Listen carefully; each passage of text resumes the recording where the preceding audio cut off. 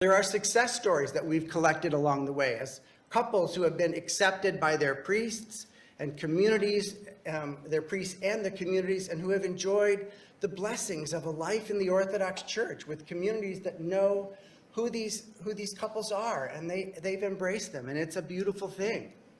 So let me say something, Joseph. Somehow. So this is the absolute worst outcome for everyone. Because the worst possible thing is to think that you're being healed and in the church and faithful when you're not, because there's so little room for coming to self-knowledge after that. This is the satanic methodology of the age that we see in ecumenism, for instance, that they crushed it. And this is the same thing applying here in so many ways. The devil is destroying the wall, right? We can see this in immigration. We see this all over the place. It's political, social, sexual, ecclesiastical. The methodology, the demonic methodology, is to destroy the wall, the boundary. So therefore, there'll be no way to return. Nobody will understand where to return to. Everything will resemble the same as one, whole. And so I can be Orthodox and yet be a Uniate or be a Latin, and I can be in communion, and we're going to have a union.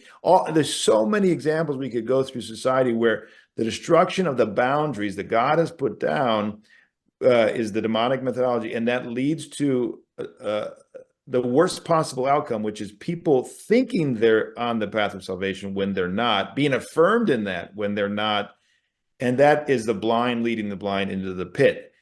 Remember that the very term used by the Holy Fathers in the ecumenical councils for the decisions of the ecumenical councils was boundary. The ordio, the decision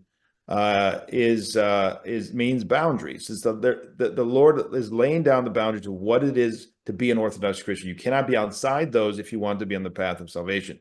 They're blurring it, and they're to the point where no one can know, am I far?